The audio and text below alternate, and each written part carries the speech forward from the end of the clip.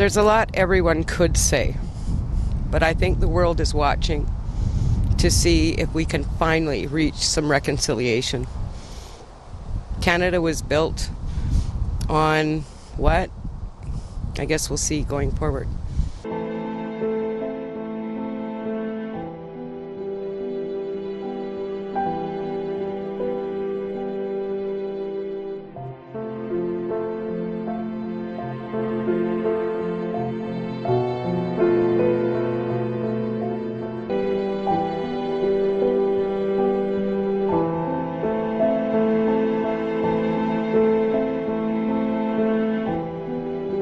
ਪਿਛਲੇ ਕੁਝ ਦਿਨਾਂ ਤੋਂ ਕੈਨੇਡਾ ਦੀ ਧਰਤੀ ਹੇਠੋਂ ਕੁਝ ਆਵਾਜ਼ਾਂ ਸੁਣਾਈ ਦੇ ਰਹੀਆਂ ਹਨ। ਸਕੂਲ ਦੇ ਬੱਚਿਆਂ ਦੀਆਂ ਆਵਾਜ਼ਾਂ।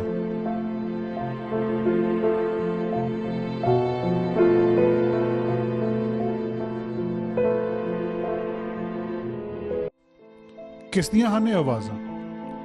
ਇਹ ਆਵਾਜ਼ਾਂ ਧਰਤੀ ਹੇਠਾਂ ਦੱਬੇ ਪਏ 215 ਬੱਚਿਆਂ ਦੀਆਂ ਹਨ ਜੋ ਕਿਸੇ ਵੇਲੇ ਬ੍ਰਿਟਿਸ਼ ਕੋਲੰਬੀਆ ਦੇ ਸ਼ਹਿਰ ਕੈਮਲੂਪਸ ਦੇ ਇੱਕ ਰੈਜ਼ੀਡੈਂਸ਼ੀਅਲ ਸਕੂਲ ਵਿੱਚ ਪੜ੍ਹਦੇ ਸਨ ਤੇ ਇਸ ਵੇਲੇ ਇਸ ਸਕੂਲ ਤੋਂ ਕੁਝ ਦੂਰ ਇੱਕ ਸੁੰਨਸਾਨ ਥਾਂ ਹੇਠਾਂ ਦੱਬੇ ਪਏ ਹਨ। ਕੌਣ ਹਨ ਇਹ ਬੱਚੇ? ਧਰਤੀ ਹੇਠਾਂ ਦੱਬ ਕੇ ਮਰ ਗਏ ਜਾਂ ਮਾਰ ਕੇ ਦੱਬ ਦਿੱਤੇ? ਕੀ ਇਹ ਗੱਲ ਸਦੀਆਂ ਪੁਰਾਣੀ ਹੈ ਜਾਂ ਕੁਝ ਸਾਲ ਪੁਰਾਣੀ? ਇਹਨਾਂ ਸਵਾਲਾਂ ਦੇ ਜਵਾਬ ਲੱਭਣ ਲਈ ਚੈਨਲ ਪੰਜਾਬੀ ਦੀ ਟੀਮ ਪਹੁੰਚੀ ਕੈਮਲੂਪਸ ਸ਼ਹਿਰ ਦੇ ਇਸ ਰੈਜ਼ੀਡੈਂਸ਼ੀਅਲ ਸਕੂਲ ਵਿੱਚ ਅਤੇ ਉਸ ਥਾਂ ਉੱਪਰ ਜਿੱਥੇ ਇਹਨਾਂ ਬੱਚਿਆਂ ਦੀਆਂ ਲਾਸ਼ਾਂ ਦੱਬੀਆਂ ਪਈਆਂ ਹਨ।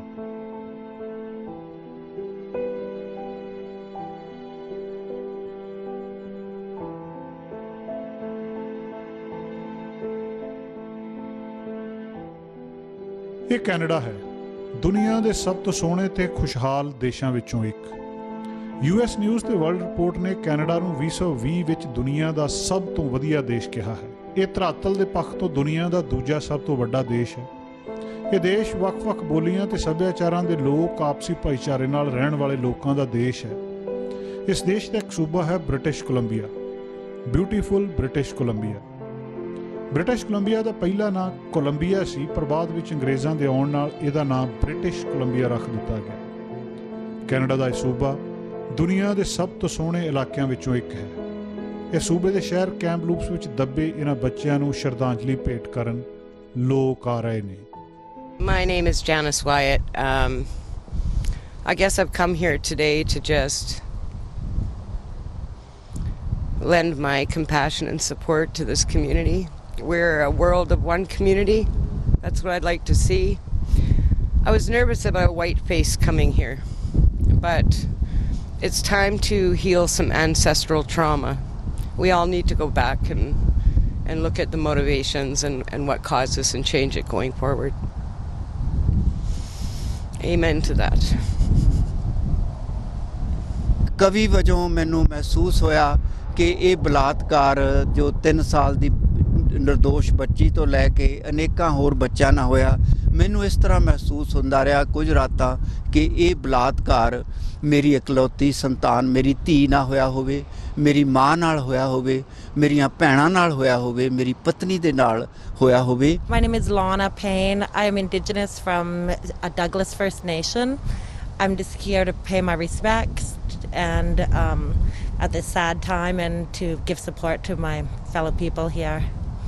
It's a sad part of our history that has been known but overlooked.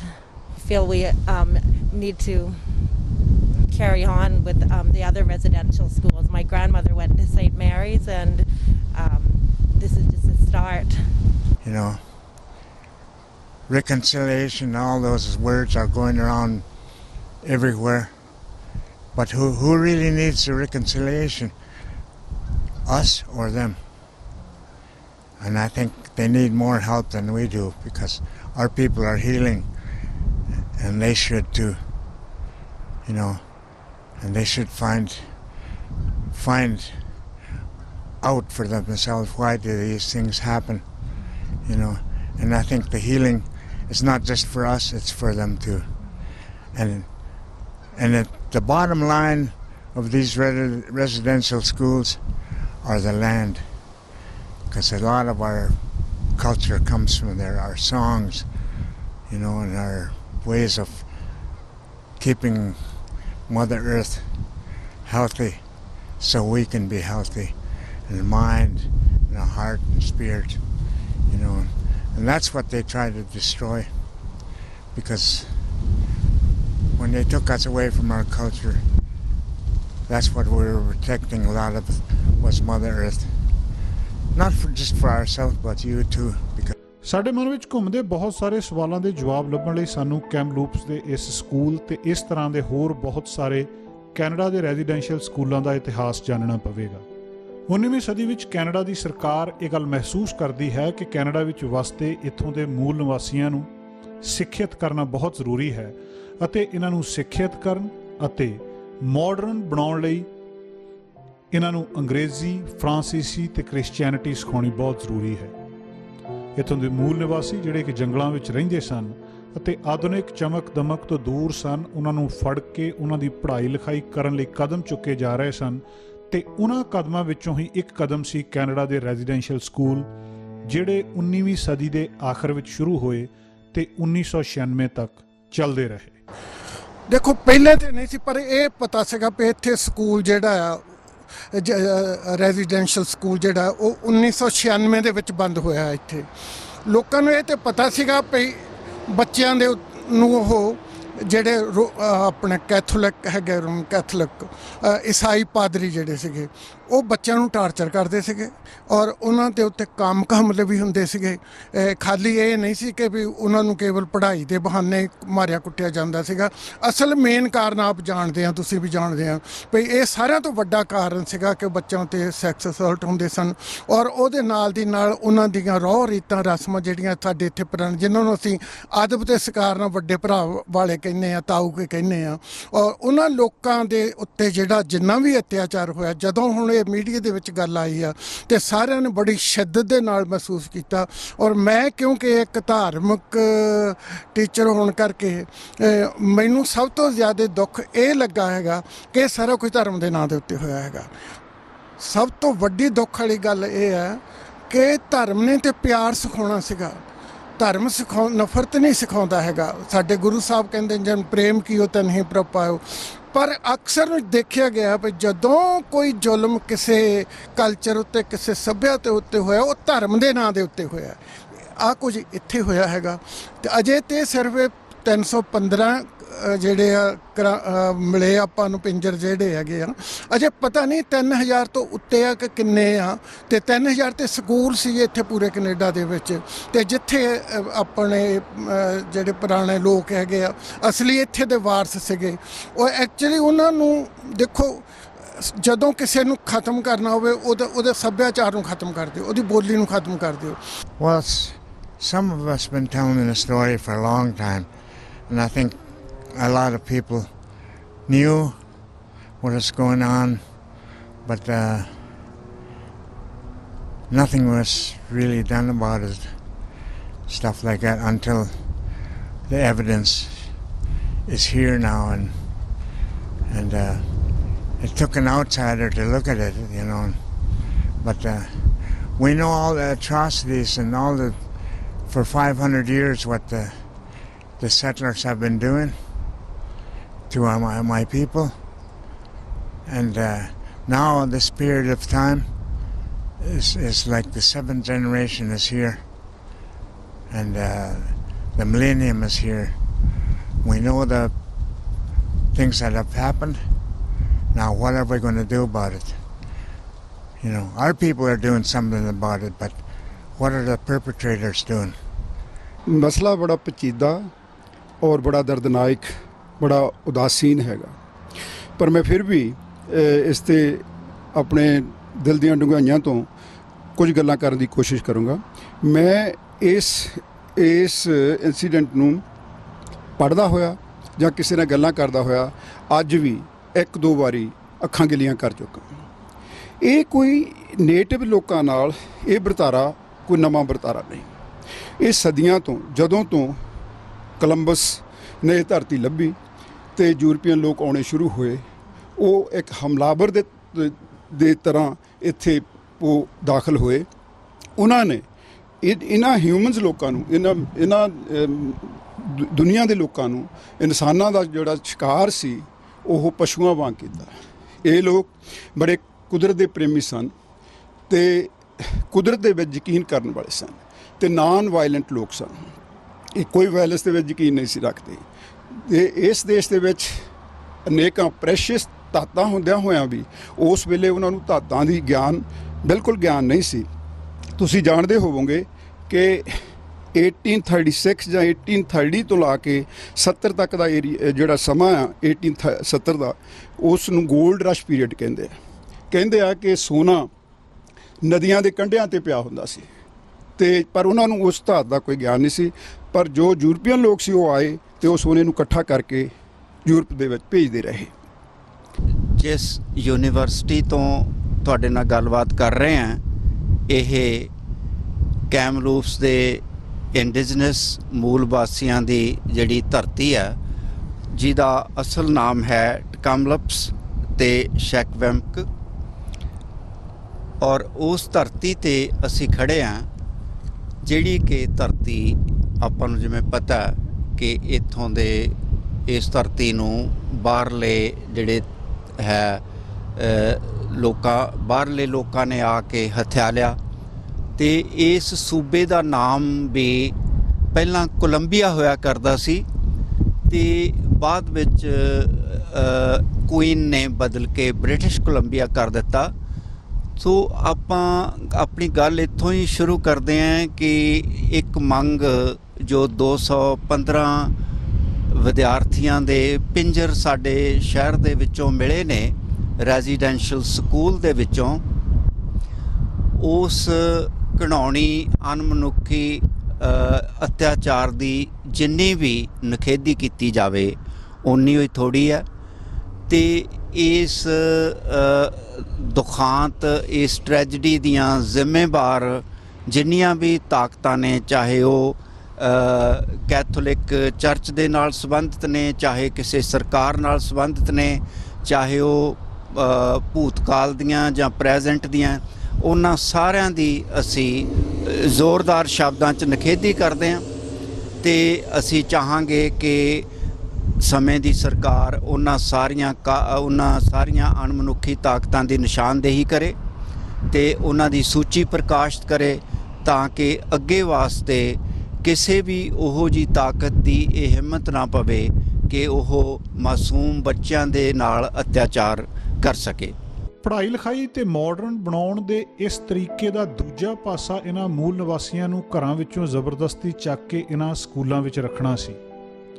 ਇਹਨਾਂ ਨੂੰ ਇਹਨਾਂ ਦੇ ਘਰਾਂ ਤੋਂ ਜ਼ਬਰਦਸਤੀ ਚੱਕ ਕੇ ਲਿਆਂਦਾ ਜਾਂਦਾ ਸੀ, ਇਹਨਾਂ ਦੇ ਵਾਲ ਕੱਟ ਦਿੱਤੇ ਜਾਂਦੇ ਸਨ, ਇਹਨਾਂ ਨੂੰ ਉਹਨਾਂ ਦੀ ਬੋਲੀ ਨਹੀਂ ਬੋਲਣ ਦਿੱਤੀ ਜਾਂਦੀ ਸੀ ਤੇ ਨਾ ਹੀ ਉਹਨਾਂ ਨੂੰ ਉਹਨਾਂ ਦੇ ਧਰਮ ਜਾਂ ਰੀਤੀ ਰਿਵਾਜ ਪਾਲਣ ਕਰਨ ਦੀ ਆਗਿਆ ਹੁੰਦੀ ਸੀ।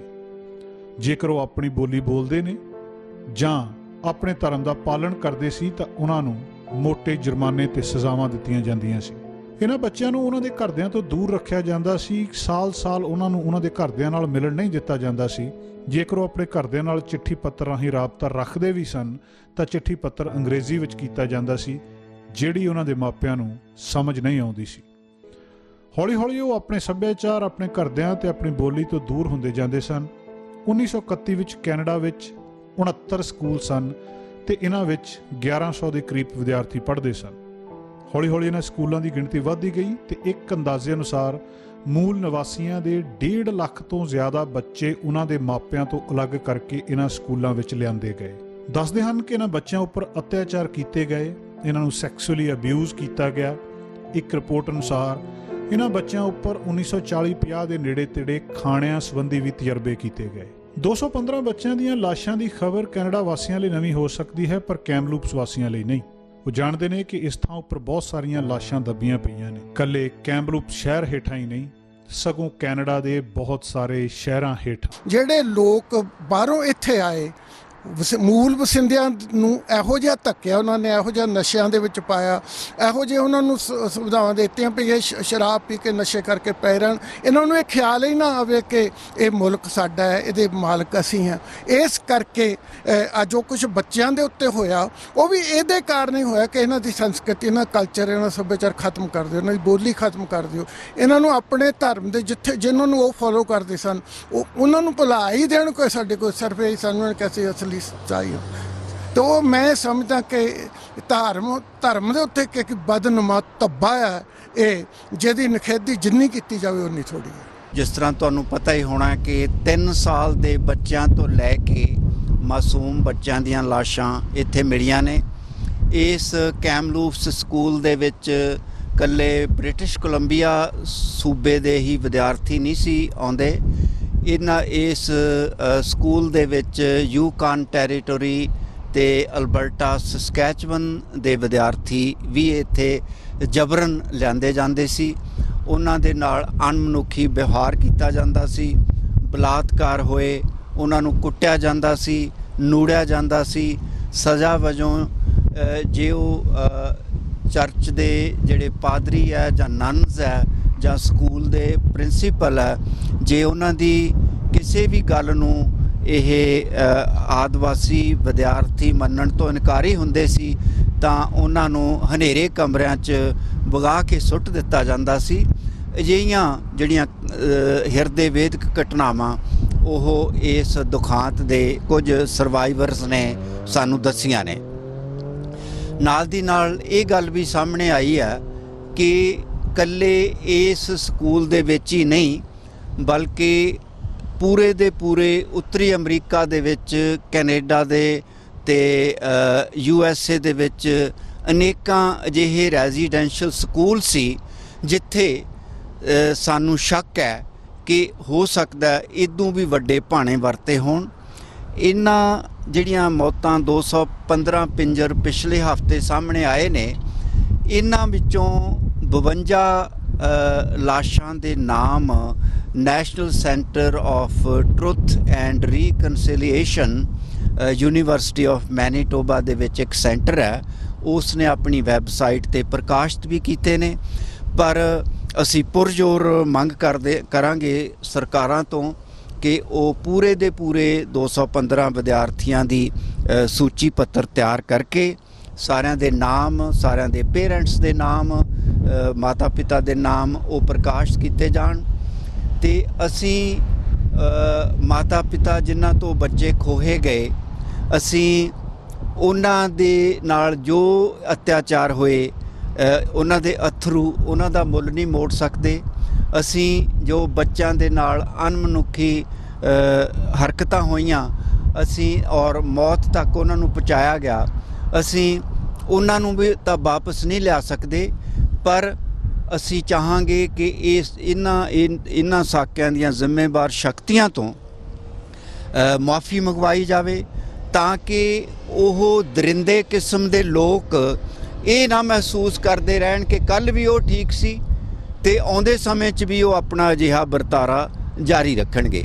ਤੇ ਜੇ ਉਹਨਾਂ ਤੋਂ ਮਾਫੀ ਮੰਗਾਈ ਜਾਵੇਗੀ ਤਾਂ ਨਾਲ ਦੀ ਨਾਲ ਇਹ ਵੀ ਯਕੀਨੀ ਕੀਤਾ ਜਾਵੇ ਕਿ ਉਹਨਾਂ ਦਾ ਮੁਆਫੀਨਾਮਾ ਸਿਰਫ ਸ਼ਬਦਾਂ ਦਾ ਹੇਰ ਫੇਰ ਹੀ ਨਾ ਹੋਵੇ ਬਲਕਿ ਦਿਲ ਦੀਆਂ ਡੂੰਘਾਈਆਂ 'ਚ ਹੋਵੇ, ਜਿਸ ਤੋਂ ਇਹ ਮਹਿਸੂਸ ਹੋਵੇ ਕਿ ਉਹ ਆਉਣ ਵਾਲੇ ਸਮੇਂ ਦੇ ਵਿੱਚ ਇਸ ਤਰ੍ਹਾਂ ਦਾ ਜਿਹੜਾ ਕੋਝਾ ਵਰਤਾਰਾ ਉਹ ਨਹੀਂ ਕਰਨਗੇ।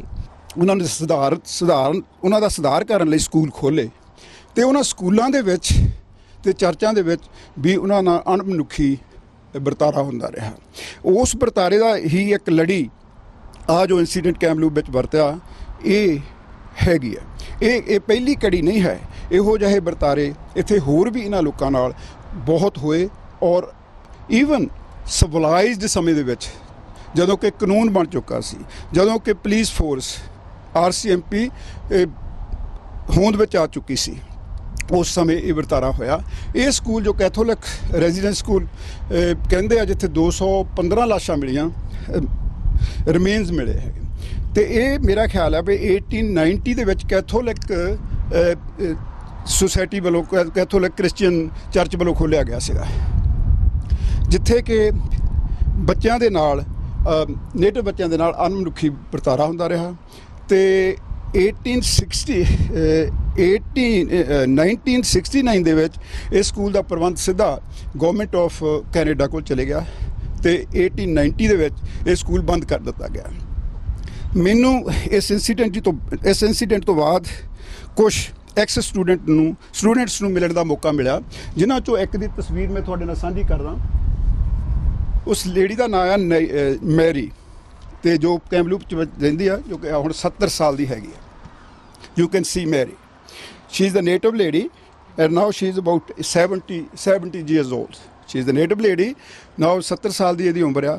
ਉਹ ਦੱਸਦੀ ਆ ਕਿ ਸਾਡੇ ਨਾਲ ਅਣਮਨੁੱਖੀ ਵਰਤਾਰਾ ਆਮ ਵਰਗਾ ਸੀ ਤੇ ਪ੍ਰੀਸਟ ਵੱਲੋਂ ਤੇ ਬੁਲੀਜ਼ ਬੱਚਿਆਂ ਵੱਲੋਂ ਤੇ ਟੀਚਰਸ ਵੱਲੋਂ ਰੇਪਸ ਗਰਲਸ ਦੇ ਰੇਪਿੰਗ ਦੀ ਕਹਾਣੀ ਆਮ ਵਰਗੀ ਸੀ। ਕੈਮਲੂਪਸ ਦਾ ਰੈਜ਼ੀਡੈਂਸ਼ੀਅਲ ਸਕੂਲ ਕਿਸੇ ਵੇਲੇ ਕੈਨੇਡਾ ਦਾ ਸਭ ਤੋਂ ਵੱਡਾ ਰੈਜ਼ੀਡੈਂਸ਼ੀਅਲ ਸਕੂਲ ਸੀ, ਜਿਸ ਵਿੱਚ ਇੱਕ ਵੇਲੇ 500 ਤੋਂ ਜ਼ਿਆਦਾ ਬੱਚੇ ਪੜ੍ਹਦੇ ਸਨ। ਇਹਨਾਂ ਵਿੱਚੋਂ ਬਹੁਤ ਸਾਰੇ ਅੱਜ ਵੀ ਜਿਉਂਦੇ ਹਨ। ਇਹਨਾਂ 215 ਬੱਚਿਆਂ ਵਿੱਚ 3 ਸਾਲ ਦੇ ਬੱਚੇ ਵੀ ਸ਼ਾਮਲ ਸਨ। ਰਡਾਰ ਸਿਸਟਮ ਦੀ ਮਦਦ ਨਾਲ ਇਹਨਾਂ ਬੱਚਿਆਂ ਦੀਆਂ ਲਾਸ਼ਾਂ ਨੂੰ ਲੱਭਿਆ ਗਿਆ ਹੈ ਤੇ ਕਿਹਾ ਜਾ ਰਿਹਾ ਹੈ ਕਿ ਜਿਸ ਤਰ੍ਹਾਂ ਹੋਰ ਖੋਜ ਕੀਤੀ ਜਾ ਰਹੀ ਹੈ, ਇਸੇ ਮਹੀਨੇ ਹੋਰ ਬੱਚਿਆਂ ਦੀਆਂ ਲਾਸ਼ਾਂ ਦੀਆਂ ਖਬਰਾਂ ਵੀ ਆ ਸਕਦੀਆਂ ਹਨ। ਕੈਮਲੂਪ ਸਕੂਲ ਰੋਮਨ ਕੈਥੋਲਿਕ ਚਰਚ ਦੁਆਰਾ 1969 ਤੱਕ ਚਲਾਇਆ ਜਾਂਦਾ ਸੀ, ਜਦੋਂ ਫੈਡਰਲ ਸਰਕਾਰ ਨੇ ਸਕੂਲ ਪ੍ਰਣਾਲੀ ਨੂੰ ਸੰਭਾਲਿਆ। ਇੱਕ ਇੰਸਪੈਕਟਰ ਤੇ ਇੱਕ ਡਾਕਟਰ ਦੀਆਂ ਰਿਪੋਰਟਾਂ ਨੇ ਸੰਕੇਤ ਦਿੱਤਾ ਹੈ ਕਈ ਵਾਰ ਕੈਂਪਲੂਸ ਦੇ ਵਿਦਿਆਰਥੀ ਬੁਰੀ ਤਰ੍ਹਾਂ ਕੁਪੋਸ਼ਣ ਦਾ ਸ਼ਿਕਾਰ ਵੀ ਹੁੰਦੇ ਸਨ। ਕੈਨੇਡਾ ਸਰਕਾਰ ਦੁਆਰਾ ਇਹਨਾਂ ਬੱਚਿਆਂ ਦਾ ਸੱਚ ਲੱਭਣ ਲਈ ਸਥਾਪਿਤ ਕੀਤੇ ਗਏ ਟਰੁੱਥ ਤੇ ਰੀਕਨਸਾਈਲੇਸ਼ਨ ਕਮਿਸ਼ਨ ਨੇ ਸਕੂਲ ਦੇ ਇਤਿਹਾਸ ਤੇ ਦਸਤਾਵੇਜ਼ਾਂ ਲਈ 6750 ਗਵਾਹਾਂ ਤੋਂ ਸੁਣਵਾਈ ਲਈ 6 ਸਾਲ ਲਾਏ। 2015 ਦੀ ਇੱਕ ਰਿਪੋਰਟ ਵਿੱਚ ਸਿੱਟਾ ਕੱਢਿਆ ਕਿ ਇਹ ਸਿਸਟਮ ਸੱਭਿਆਚਾਰਕ ਨਸਲਕੁਸ਼ੀ ਦਾ ਇੱਕ ਰੂਪ ਸੀ। ਜਦੋਂ ਰਹਾਇਸ਼ੀ ਸਕੂਲਾਂ ਵਿੱਚ ਬੱਚਿਆਂ ਦੀ ਮੌਤ ਹੋ ਜਾਂਦੀ ਸੀ, ਉਹਨਾਂ ਦੇ ਪਰਿਵਾਰ ਵਾਲਿਆਂ ਨੂੰ ਅਕਸਰ ਅਸਪਸ਼ਟ ਸਪਸ਼ਟੀਕਰਨ ਦਿੱਤਾ ਜਾਂਦਾ ਸੀ ਜਾਂ ਦੱਸਿਆ ਜਾਂਦਾ ਸੀ ਕਿ ਉਹ ਭੱਜ ਗਏ। ਆਪਣੀ ਰਿਪੋਰਟ ਵਿੱਚ ਕਮਿਸ਼ਨ ਨੇ ਅੰਦਾਜ਼ਾ ਲਾਇਆ ਹੈ ਕਿ ਰਹਾਇਸ਼ੀ ਸਕੂਲਾਂ ਵਿੱਚੋਂ ਘੱਟੋ ਘੱਟ 4100 ਵਿਦਿਆਰਥੀਆਂ ਦੀ ਮੌਤ ਹੋ ਗਈ ਸੀ ਜਾਂ ਲਾਪਤਾ ਹੋ ਗਏ ਸਨ। ਹਾਲਾਂਕਿ ਨਿਸ਼ਚਿਤ ਤੌਰ ਤੇ ਇਹ ਨਹੀਂ ਕਿਹਾ ਜਾ ਸਕਦਾ ਕਿ ਕਿੰਨੇ ਗਾਇਬ ਹੋ ਗਏ ਸਨ। ਸਾਬਕਾ ਜੱਜ ਤੇ ਸੈਨੇਟਰ ਜਿਸ ਨੇ ਕਮਿਸ਼ਨ ਦੀ ਅਗਵਾਈ ਕੀਤੀ ਸੀ, ਮਰੇ ਸਿਨਕਲੇਅਰ ਨੇ ਪਿਛਲੇ ਹਫ਼ਤੇ ਇੱਕ ਈਮੇਲ ਵਿੱਚ ਕਿਹਾ ਸੀ ਕਿ ਉਸ ਨੂੰ ਹੁਣ ਵਿਸ਼ਵਾਸ ਹੈ ਕਿ ਇਹ ਗਿਣਤੀ 10,000 ਤੋਂ ਵੀ ਪਾਰ ਹੈ। ਸੱਭਿਆਚਾਰਕ ਨਸਲਕੁਸ਼ੀ ਦਾ ਇੱਕ ਰੂਪ। Not even apologizing, you know. So they got to look at their whole system, you know.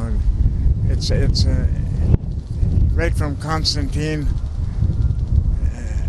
It's a colonial system, you know, from the Romans, you know. The Roman laws are here, you know, habeas corpus. That comes from Rome, you know, and this on all colonial laws. And now they've got to come and listen to us, because our culture is about Mother Earth. You know, this school was about keeping us silent because of Mother Earth and extraction of our, you know, they say jobs, but the jobs comes from the resources. You know, and the water right here in Kamloops is undrinkable. You know, the two rivers are undrinkable, the Shuswap lakes are undrinkable, and it's humans that did that because of. And when we try to protect those things, we become criminals. You know, and those, and all we're trying to protect it for is for them too, that ones that call us criminalize our people from protecting the air and protecting the salmon and you know, because in the native culture is, we know how the creation story comes, and other things came before us, the four-legged animals and the fish and the plants and stuff like that, and the stories tell us we're the weakest ones because we need everything else. They don't necessarily need us, you know. If the human beings should disappear right now, this would flourish and become a paradise, you know. But if the plants and all the other animals disappear, we won't last long, you know. The sun should disappear and Mother Earth. We're the dependent ones. They go to school for a long time and they don't know those things, you know. It's just, they call us backwards, they call us dumb, they call us uncivilized, and I'm starting to think the opposite. ਇਸੇ ਤਰ੍ਹਾਂ ਸਾਡੇ ਬੱਚਿਆਂ ਨੂੰ ਨਾ French ਨਾ English ਦਾ ਗਿਆਨ ਹੁੰਦਾ ਸੀ, ਪਰ ਜੋ ਟੀਚਰ ਸੀ ਸਾਨੂੰ ਪੜ੍ਹਾਉਣ ਦੀ ਥਾਂ ਸਾਡੇ ਨਾਲ ਮਾਰਕਟਾਈ ਕਰਨੀ ਸ਼ੁਰੂ ਕਰ ਦਿੰਦੇ ਸੀ ਅਤੇ ਸਾਨੂੰ ਅਣਮਨੁੱਖੀ ਸਜ਼ਾਵਾਂ ਦਿੰਦੇ ਸੀ, ਜਿਵੇਂ ਕਿ ਹਨੇਰੇ ਕਮਰਿਆਂ ਵਿੱਚ ਬੰਦ ਕਰ ਦੇਣਾ, ਸੋਟੀਆਂ ਨਾਲ ਕੁੱਟਣਾ, ਕੰਨ ਫੜਾ ਕੇ ਲੱਤਾਂ ਮਾਰਨੀਆਂ ਅਤੇ ਸਾਨੂੰ ਭੁੱਖੇ ਰੱਖਣਾ। ਇਹ ਲੇਡੀ ਦੱਸ ਰਹੀ ਆ ਕਿ ਮੈਨੂੰ ਯਾਦ ਆ ਕਿ ਅਸੀਂ ਬਹੁਤ ਵਾਰੀ ਭੁੱਖੇ ਹੀ ਸੌਂ ਜਾਇਆ ਕਰਦੇ ਸਾਂ। ਅਸੀਂ ਜੋ ਬੱਚੇ ਸੀ ਸਾਨੂੰ ਆਪਣੇ ਮਾਪਿਆਂ ਨਾਲ ਮਿਲਣ ਦੀ ਵੀ ਮਨਾਹੀ ਹੁੰਦੀ ਸੀ ਅਤੇ ਇਸੇ ਹੀ ਤਰ੍ਹਾਂ ਇਹ ਸਿਲਸਿਲਾ ਚੱਲਦਾ ਗਿਆ ਅਤੇ ਜੇ ਬੱਚਿਆਂ ਕਿਉਂਕਿ ਬੱਚਿਆਂ ਦੇ ਬਹੁਤੇ ਜਿਹੜੇ ਪੇਰੈਂਟਸ ਸੀ ਉਹ ਅਲਕੋਹਲਿਕ ਹੋ ਗਏ ਸੀਗੇ। ਅਲਕੋਹਲਿਕ ਹੋਣ ਦਾ ਕਾਰਨ ਵੀ ਇਹ ਸੀ ਕਿ ਉਹਨਾਂ ਨੂੰ ਫ੍ਰੀ ਸ਼ਰਾਬ ਵਗੈਰਾ ਅਤੇ ਡਰੱਗਸ ਵਗੈਰਾ ਦਿੱਤੀਆਂ ਜਾਂਦੀਆਂ ਸੀ ਅਤੇ ਇਹ ਕਿਹਾ ਜਾਂਦਾ ਸੀ ਕਿ ਤੁਸੀਂ ਪੇਰੈਂਟਸ ਕੋਲ ਜਾਓਗੇ ਅਤੇ ਤੁਸੀਂ ਆਪਣੀ ਜ਼ਿੰਦਗੀ ਖਰਾਬ ਕਰ ਲਓਗੇ, ਜਦੋਂ ਕਿ ਜਿਹੜੀ ਸਾਡੀ ਜ਼ਿੰਦਗੀ ਉਹਨਾਂ ਨੇ ਕਿਹਾ ਉਹ ਇਹਨਾਂ ਸਕੂਲਾਂ ਦੇ ਵਿੱਚ ਜ਼ਿਆਦਾ ਖਤਰਨਾਕ ਸੀ, ਸਾਡੇ ਲਈ ਜ਼ਿਆਦਾ ਡੇਂਜਰਸ ਸੀਗੀ, ਪਰ ਕਿਤੇ ਸੁਣਵਾਈ ਨਹੀਂ ਸੀ। ਈਵਨ ਜਦੋਂ RCMP ਵੀ ਹੋਂਦ ਵਿੱਚ ਆਈ, ਜਿਹੜੀ ਕਿ ਆਰਗੇਨਾਈਜ਼ ਕੀਤੀ ਗਈ ਲੋਕਾਂ ਨੂੰ ਪ੍ਰੋਟੈਕਟ ਕਰਨ ਲਈ, RCMP ਨੇ ਵੀ ਉਹ ਪ੍ਰੀਸਟ ਲੋਕਾਂ ਦਾ ਰੋਲ ਸ਼ੁਰੂ ਕੀਤਾ ਸਾਡੇ ਖਿਲਾਫ ਕਹਿਣ ਦਾ ਮਤਲਬ ਨੇਟਿਵ ਲੋਕਾਂ ਦੇ ਖਿਲਾਫ। ਸੋ ਇਹ ਬਹੁਤ ਮੰਦਭਾਗੀ ਘਟਨਾ ਆ ਕਿ 215 ਬੱਚਿਆਂ ਦੀ ਰਿਮੇਨਸ ਮਿਲੇ ਹੈਗੇ ਆ ਅਤੇ ਇਹੋ ਜਿਹਾ ਅਣਮਨੁੱਖੀ ਵਰਤਾਰਾ ਸਾਡੇ ਵਰਗੇ ਦੀ ਹੀ ਨਹੀਂ, ਸਾਰੇ ਹੀ ਇਨਸਾਨਾਂ ਦਾ ਇੱਕ ਵਾਰੀ ਤੇ ਦਿਲ ਨੂੰ ਹਿਲਾ ਦਿੰਦਾ ਹੈਗਾ। ਪੰਜਾਬੀ ਕਮਿਊਨਿਟੀ ਨੂੰ ਵੀ ਬਹੁਤ ਰੇਸਿਜ਼ਮ ਦਾ ਸਾਹਮਣਾ ਕਰਨਾ ਪਿਆ, ਭਾਵੇਂ ਇਸ ਸ਼ਹਿਰ ਦੇ ਵਿੱਚ 1906 ਤੋਂ ਲੋਕ ਰਹਿੰਦੇ ਆ। ਤੁਸੀਂ ਜਾਣਦੇ ਹੋਵੋਗੇ ਕਿ ਜਿਵੇਂ ਹੀਡ ਫੈਮਿਲੀ ਆ ਜਿਹੜੀ ਕਿ ਹੁਸ਼ਿਆਰਪੁਰ ਡਿਸਟ੍ਰਿਕਟ ਨੂੰ ਬਿਲੋਂਗ ਕਰਦੀ, ਉਹ ਸਰਦਾਰ ਸ਼ੇਰ ਸਿੰਘ ਹੀਡ ਉਹ 1906 ਵਿੱਚ ਇੱਥੇ ਸੈਟਲ ਹੋ ਗਿਆ ਸੀ। ਧਾਲੀਵਾਲ ਫੈਮਿਲੀ ਆ ਟੂਸਿਆਂ ਤੋਂ, ਉਹ ਵੀ 1906 ਲੁਧਿਆਣੇ ਡਿਸਟ੍ਰਿਕਟ ਮੇਰਾ ਖਿਆਲ ਟੂਸੇ ਪਿੰਡ ਆ, ਉਹ ਵੀ 1906 ਦੇ ਇੱਥੇ ਸੈਟਲਡ ਹੈਗੇ ਆ, ਜਿਨ੍ਹਾਂ ਦੇ ਕਿ ਗ੍ਰੈਂਡ ਕਿਡਸ ਵੀ ਇੱਥੇ ਦੇ ਜੰਮੇ, ਜਿਨ੍ਹਾਂ ਦੇ ਬੱਚੇ ਵੀ ਗਾਹਾਂ 5ਵੀਂ ਜਨਰੇਸ਼ਨ ਹੈਗੀ ਆ। ਪਰ ਆਪਣੇ ਲੋਕਾਂ ਨਾਲ ਇਹਨਾਂ ਲੋਕਾਂ ਦਾ ਜਿਹੜਾ ਵਰਤਾਰਾ ਸੀ ਉਹ ਆਮ ਵਰਗਾ ਸੀ। ਉਹ ਮਾਣ ਨਾਲ ਆਪਣੇ ਲੋਕਾਂ ਨੂੰ ਚਚੇਰੇ ਭਾਈ ਕਹਿੰਦੇ ਸੀ ਅਤੇ ਅਸੀਂ ਵੀ ਸਾਡੇ ਜਿਹੜੇ ਪੈਨੀਅਰ ਸੀਗੇ ਜਾਂ ਹੁਣ ਤੱਕ ਵੀ ਇਹ ਗੱਲ ਚੱਲਦੀ ਆ, ਅਸੀਂ ਵੀ ਉਹਨਾਂ ਨੂੰ ਤਾਏ ਕਿਆਂਦੇ ਕਹਿੰਦੇ ਹਾਂ। ਉਹ ਦੁੱਖ ਸੁੱਖ ਸਮੇਂ ਵੀ ਖੜ੍ਹਦੇ ਰਹੇ ਬਿਨਾਂ ਕਿਸੇ ਕੜੱਤਣ ਤੋਂ। ਅਤੇ ਅੱਜ ਵੀ ਜੇ ਦੇਖਿਆ ਜਾਵੇ ਇੱਥੇ ਗੁਰੂ ਨਾਨਕ ਕਿਚਨ ਨਾਂ ਦੀ ਇੱਕ ਚੈਰੀਟੇਬਲ ਸੁਸਾਇਟੀ ਆ, ਉਹ ਨੇਟਿਵ ਲੋਕਾਂ ਨੂੰ ਲੰਗਰ ਦਾ ਪ੍ਰਬੰਧ ਕਰਦੀ ਹੈ। ਸੋ ਇਹ ਕਿਹਾ ਜਾ ਸਕਦਾ ਵੀ ਸਾਡੇ ਲੋਕਾਂ ਨਾਲ ਮੁੱਢ ਤੋਂ ਹੀ ਇਹਨਾਂ ਦਾ ਵਰਤਾਰਾ ਚੰਗਾ ਰਿਹਾ। ਪਰ ਉਹ ਬੜੇ ਮਾਣ ਨਾਲ ਇਹ ਕਹਿੰਦੇ ਆ ਅਸੀਂ ਤੁਹਾਨੂੰ ਵੈਲਕਮ ਕਹਿੰਦੇ ਹਾਂ, ਪਰ ਇਹ ਲੈਂਡ ਸਾਡੀ ਹੈ। ਅਸੀਂ ਉਹਨਾਂ ਨੂੰ ਵੀ ਇਹ ਕਹਿ ਦਿੰਦੇ ਹਾਂ, ਹਾਂ ਅਸੀਂ ਮੰਨਦੇ ਹਾਂ ਇਹ ਲੈਂਡ ਤੁਹਾਡੀ ਆ, ਅਸੀਂ ਸੁਭਾਗੇ ਹਾਂ ਕਿ ਤੁਸੀਂ ਸਾਡੇ ਵਾਸਤੇ ਬਾਹਾਂ ਅਤੇ ਆਪਣੇ ਦਿਲ ਖੋਲ੍ਹੇ ਆ। ਸੋ ਇਹੋ ਜਿਹਾ ਰਿਲੇਸ਼ਨ ਆਪਣੇ ਲੋਕਾਂ ਨਾਲ ਰਹੇ ਆ। ਅਨਫੋਰਚੂਨੇਟਲੀ ਪਰ ਇਹਨਾਂ ਲੋਕਾਂ ਨੇ ਜੋ ਤਸੀਹੇ ਸਹੇ ਆ, ਕੋਈ ਦਿਨ ਆਵੇ ਕਾਨੂੰਨ ਦੀਆਂ ਨਜ਼ਰਾਂ ਦੇ ਵਿੱਚ ਇਹਨਾਂ ਦੋਸ਼ੀਆਂ ਨੂੰ ਸਜ਼ਾਵਾਂ ਮਿਲਣ ਅਤੇ ਤਾਂ ਕਿ ਜਿਨ੍ਹਾਂ ਦੇ ਬੱਚੇ 215 ਬੱਚੇ ਸੋ ਕਾਲਡ ਹੁਣ ਤੱਕ ਪਤਾ ਨਹੀਂ ਹੋਰ ਕਿੰਨੇ ਹੋਣਗੇ ਇਸ ਦੁਨੀਆ ਨੂੰ ਛੱਡ ਗਏ, ਉਹਨਾਂ ਦੇ ਜ਼ਖਮਾਂ ਨੂੰ ਮਲਮ ਲੱਗ ਸਕੇ। ਉਂਝ ਵੀ ਜਦੋਂ ਅਸੀਂ ਆਪਣੇ ਆਲੇ ਦੁਆਲੇ ਦੇਖਦੇ ਹਾਂ, ਆਪਾਂ ਜਿਵੇਂ ਦੇਖ ਰਹੇ ਹਾਂ ਕਿ ਸਾਡੇ ਸਾਹਮਣੇ ਜੰਗਲ ਨੇ, ਜੰਗਲ ਦੇ ਵਿੱਚ ਵੱਖ-ਵੱਖ ਤਰ੍ਹਾਂ ਦੇ ਦਰਖਤ ਹੈ, ਕੋਈ ਵੱਡਾ ਹੈ, ਕੋਈ ਛੋਟਾ ਹੈ ਅਤੇ ਕੋਈ ਹਰੇ ਰੰਗ ਦਾ, ਕੋਈ ਹੋਰ ਕਿਸੇ ਰੰਗ ਦਾ। ਜਦੋਂ ਅਸੀਂ ਕੈਮਲੂਸ ਦੇ ਜੰਗਲਾਂ, ਪਹਾੜਾਂ, ਝੀਲਾਂ 'ਚ ਫੁੱਲ ਦੇਖਦੇ ਹਾਂ, ਕੋਈ ਫੁੱਲ ਕਿਸੇ ਰੰਗ ਦਾ, ਕੋਈ ਫੁੱਲ ਕਿਸੇ ਰੰਗ ਦਾ। ਅਤੇ ਇੱਥੋਂ ਔਰ ਇਸੇ ਤਰ੍ਹਾਂ ਅਸੀਂ ਜਦੋਂ ਦੁਨੀਆ ਭਰ ਦੇ ਮਨੁੱਖ ਦੇਖਦੇ ਹਾਂ, ਸਾਨੂੰ ਪਤਾ ਲੱਗਦਾ ਹੈ ਕਿ ਮਨੁੱਖਾਂ ਦੀਆਂ ਸ਼ਕਲਾਂ, ਰੰਗ, ਆਕਾਰ ਛੋਟੇ ਵੱਡੇ ਨੇ।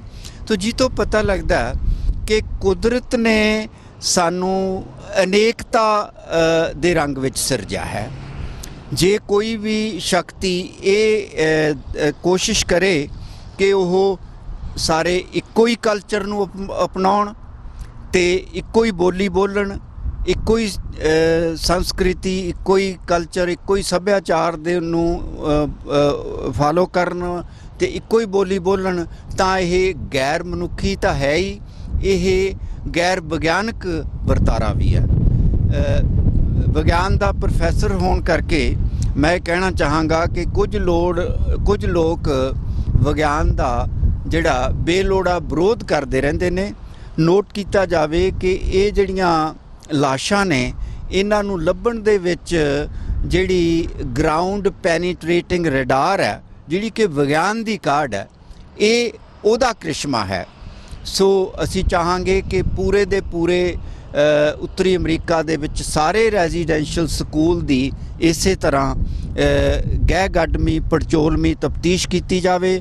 ਸਰਕਾਰਾਂ ਖੁੱਲ੍ਹ ਦਿਲੀ ਨਾਲ ਅੱਗੇ ਆਉਣ, ਰੱਜ ਕੇ ਫੰਡਿੰਗ ਕਰਨ ਤਾਂ ਕਿ ਪੈਸੇ ਦੀ ਘਾਟ ਕਰਕੇ ਇਹ ਇਨਕੁਆਇਰੀ ਹੈ ਜਿਹੜੀ ਉਹ ਰਹਿ ਨਾ ਸਕੇ। ਨਾਲ ਦੀ ਨਾਲ ਮੈਂ ਸਾਡੇ ਭਾਈਚਾਰੇ ਨੂੰ ਇਹ ਵੀ ਕਹਾਂਗਾ ਕਿ ਜਦੋਂ ਸਾਡਾ ਕੋਈ ਉਮੀਦਵਾਰ ਕੋਈ ਚੋਣਾਂ 'ਚ ਖੜਾ ਹੁੰਦਾ ਤੇ ਆਲ ਪਾਰਟੀ ਡਿਬੇਟ ਹੁੰਦੀ ਹੈ ਤਾਂ ਉੱਥੇ ਮੁੱਦਾ ਉਠਾਇਆ ਜਾਵੇ ਕਿ ਤੁਸੀਂ ਸਾਨੂੰ ਦੱਸੋ ਕਿ ਆਦਿਵਾਸੀ ਮੂਲ ਵਾਸੀਆਂ ਦੇ ਘੱਟ ਗਿਣਤੀਆਂ ਦੇ ਬੱਚਿਆਂ ਨਾਲ ਜੋ ਅਤਿਆਚਾਰ ਹੁੰਦੇ ਆ, ਉਸ ਮੁੱਦੇ ਤੇ ਤੁਹਾਡਾ ਕੀ ਰਵੱਈਆ ਹੋਵੇਗਾ। ਔਰ ਅਸੀਂ ਖੁਦ ਪੰਜਾਬੀ ਭਾਈਚਾਰਾ, ਭਾਰਤੀ ਭਾਈਚਾਰਾ ਇਸ ਤਰ੍ਹਾਂ ਦੇ ਤਸ਼ੱਦਦ ਦਾ ਸ਼ਿਕਾਰ ਹੋ ਰਹੇ ਹਾਂ। ਇਸ ਵੇਲੇ ਜੋ ਭਾਰਤ ਦੇ ਹਾਲਾਤ ਨੇ, ਹਿੰਦੁਸਤਾਨੀਅਤ, ਹਿੰਦੂਤਵ ਦੇ ਨਾਮ ਹੇਠ ਇੱਕੋ ਬੋਲੀ, ਇੱਕੋ ਤਹਿਜ਼ੀਬ ਤੇ ਇੱਕੋ ਧਰਮ ਦਾ ਪ੍ਰਚਾਰ ਕੀਤਾ ਜਾ ਰਿਹਾ RSS ਤੇ BJP ਵੱਲੋਂ। ਤੇ ਅਸੀਂ ਖੁਦ 1984 'ਚ ਘੱਟ ਗਿਣਤੀ ਸਿੱਖ ਘੱਟ ਗਿਣਤੀ ਨੇ ਇਹ ਅਤਿਆਚਾਰ ਹੰਢਾਇਆ ਤੇ ਸ਼ਾਹੀਨ ਬਾਗ 'ਚ 2 ਸਾਲ ਪਹਿਲਾਂ ਮੁਸਲਿਮ ਘੱਟ ਗਿਣਤੀ ਨੇ ਇਹ ਅਤਿਆਚਾਰ ਹੰਢਾਇਆ। ਸੋ ਸਾਨੂੰ ਸਾਰਿਆਂ ਨੂੰ ਯਕੀਨੀ ਬਣਾਉਣਾ ਚਾਹੀਦਾ ਕਿ ਜੋ ਕੈਨੇਡਾ ਦੇ ਮੂਲ ਵਾਸੀ ਘੱਟ ਗਿਣਤੀ ਦੇ ਨਾਲ ਇਹ ਅਤਿਆਚਾਰ ਦੀ ਜਿਹੜੀ ਸਾਹਮਣੇ ਆਈ ਹੈ, ਮਾਸੂਮ ਬੱਚਿਆਂ ਦੇ ਨਾਲ ਜਿਹੜਾ ਦੁਖਾਂਤ ਸਾਹਮਣੇ ਆਇਆ, ਇਹੋ ਜਿਹੇ ਦੁਖਾਂਤ ਮੁੜ ਕੇ ਨਾ ਵਾਪਰਨ। I'd like to see my government stand up, take responsibility for what's happened here and likely what's happened in other regions across North America, really. It's like a whole 215 plus, it's like a whole village disappearing. And today would have been a huge village if they all would have been here, you know. But today, you know, it's these empire building and how they did it, and it was designed by somebody, and you know, and today that's the truth that's coming out, because it's the children, 215 plus, and not only here, there are thousands and thousands since the settlers came here that are unaccounted for, you know, and you know, because if they weren't baptized, they were buried somewhere else other than ਕਿਹਾ ਜਾਂਦਾ ਹੈ ਕਿ ਕਿਸੇ ਵੀ ਇਮਾਰਤ ਦੀ ਨੀਂਹ ਦੱਸਦੀ ਹੈ ਕਿ ਇਹ ਇਮਾਰਤ ਕਿੰਨੀ ਮਜ਼ਬੂਤ ਹੈ। ਆਧੁਨਿਕ ਕੈਨੇਡਾ ਦੀਆਂ ਨੀਹਾਂ ਵਿੱਚ ਦੱਬੇ ਇਹ ਹਜ਼ਾਰਾਂ ਬੱਚੇ ਸ਼ਾਇਦ ਮੰਗ ਕਰ ਰਹੇ ਨੇ ਕਿ ਜੋ ਕੁਝ ਉਹਨਾਂ ਨਾਲ ਹੋਇਆ ਉਸ ਨੂੰ ਠੀਕ ਤਾਂ ਨਹੀਂ ਕੀਤਾ ਜਾ ਸਕਦਾ, ਪਰ ਉਹਨਾਂ ਦੇ ਦੁੱਖਾਂ ਦੀ ਕਹਾਣੀ ਬਾਕੀ ਦੁਨੀਆ ਤੱਕ ਜ਼ਰੂਰ ਪਹੁੰਚਣੀ ਚਾਹੀਦੀ ਹੈ ਤਾਂ ਕਿ ਭਵਿੱਖ ਵਿੱਚ ਕਿਸੇ ਬੱਚੇ ਨੂੰ ਉਹਦੇ ਮਾਪਿਆਂ ਤੋਂ ਅਲੱਗ ਨਾ ਹੋਣਾ ਪਵੇ ਤੇ ਨਾ ਹੀ ਧਰਤੀ ਹੇਠਾਂ ਦੱਬ ਕੇ ਚੀਕਾਂ ਦੇ ਰੂਪ ਵਿੱਚ ਸਾਹਮਣੇ ਆਉਣਾ ਪਵੇ, ਜਿਸ ਤਰ੍ਹਾਂ ਕੈਮਲੂਪਸ ਦੇ ਇਸ ਰੈਜ਼ੀਡੈਂਸ਼ੀਅਲ ਸਕੂਲ ਦੇ 215 ਬੱਚੇ ਅੱਜ ਕੈਨੇਡਾ ਦੇ ਸਾਹਮਣੇ ਆਏ ਨੇ।